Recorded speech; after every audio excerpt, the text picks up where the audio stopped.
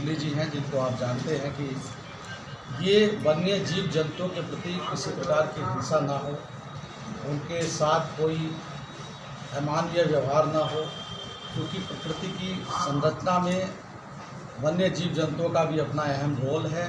उनके प्रकृति की अस्तित्व के लिए उनके अस्तित्व का भी रहना आवश्यक है।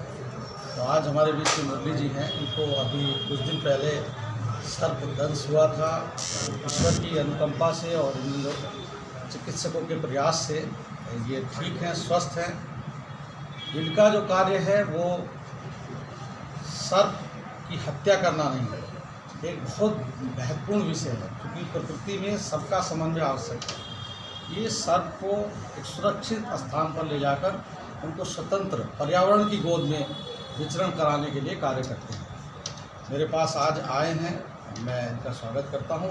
क्योंकि जिला मजिस्ट्रेट का कार्य आपदा विभाग से भी संबंधित है और उत्तर प्रदेश सरकार ने एक महत्वपूर्ण निर्णय लेते हुए, क्योंकि सर्पदंश से काफ़ी लोगों की जान जाती है, उत्तर प्रदेश सरकार ने सर्पदंश के विषय को आपदा से के विषय में सम्मिलित किया है, जिससे किसी पीड़ित व्यक्ति को यदि सर्पदंश का आघात होता है और उसकी आकस्मिक मृत्यु होती है तो उनके परिजनों को आर्थिक लाभ दिया जा सके। आपदा के अंतर्गत उसमें 4 लाख रुपए की धनराशि का प्रावधान है और वो 4 लाख रुपए की धनराशि तभी मिल पाएगी जब आप पोस्टमार्टम कराएंगे, सर्प के काटने पर उसको एक चिकित्सक के पास ले जाएंगे और यदि उसके बावजूद भी वो नहीं बचता है तो उसमें उसका प्रावधान दिया है।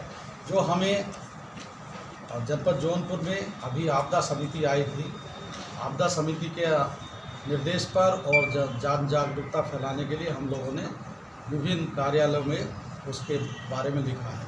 अब मैं मुरली जी से अनुरोध करूंगा कि वो बताएं कि आप कैसे सेवा करते हैं और यदि सर्प किसी को काट लेगा तो क्या उसमें तुरंत करना चाहिए जिससे उसका जीवन बच जाए। आप जो है जीव जंतुओं की रक्षा के लिए और पर्यावरण को संरक्षित और सुरक्षित रखने के लिए प्रचार प्रसार भी करते हैं और काफ़ी लोगों की जान भी बचाते हैं। धन्यवाद, आपका स्वागत। और इनको स्वयं सर्पदंश हुआ था, लेकिन उत्तर प्रदेश सरकार की चिकित्सीय व्यवस्था उचित होने के कारण इनको तत्काल एंटीवेनम दिया गया और एंटीवेनम का परिणाम है। आपको कोई कठिनाई हुई अस्पताल में? पूरे कहीं भी? चलिए, बहुत बढ़िया, धन्यवाद। रहते हैं अपने भारत में सभी सांप जहरीले नहीं होते हैं। तो जैसे जब बारिश का महीना आता है तो ऐसे में सांप ज़्यादा परेशान होते हैं छिपने को लेकर के। तो ज़्यादा करके ये हमारे घरों में अपना आशियाना बनाते हैं, क्योंकि इनका रहन सहन इंसान के करीब ही रहता है। तो जहाँ पर इंसान रहते हैं तो जहाँ पर खाने पीने की चीज़ें होती हैं, अनाज होता है, तो वहाँ चूहा रहता है। ये मुख्य रूप से चूहा को ही खाते हैं। तो जैसे रेड स्नेक हो गया, स्पेक्टिकल्ड कोबरा हो गया या कॉमन करैत हो गया।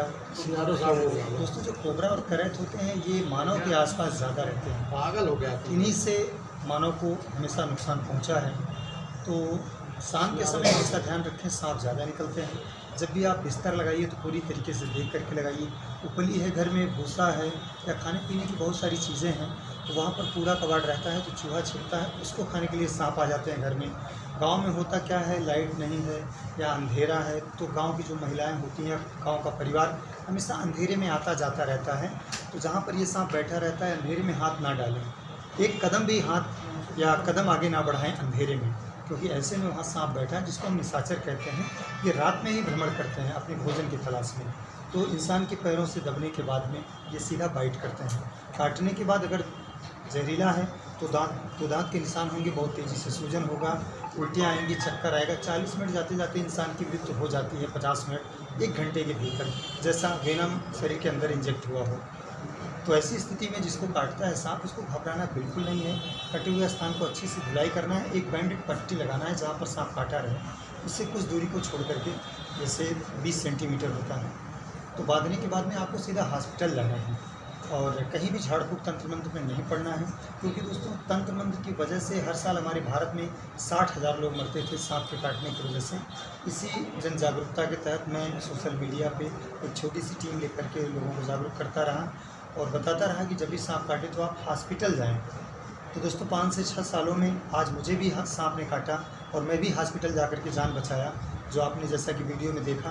तो वही संदेश फिर आप लोगों के लिए है कि आप झाड़ फूक में न जाएं, सीधा हॉस्पिटल जाएं, जहां पर एंटीवेनम है जो हमारे आपके प्राणों की रक्षा करता है।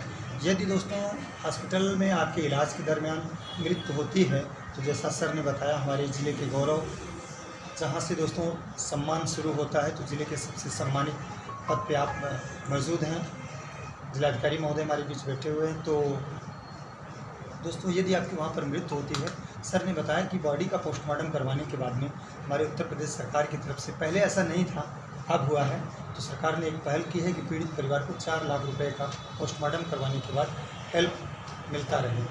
तो इस प्रकार से इस वीडियो को दूर तक शेयर करके आप भी लोगों को जागरूक करते रहें और भगवान न करे किसी को सांप काटे। इसमें मैं थोड़ा सा आप लोगों को बताना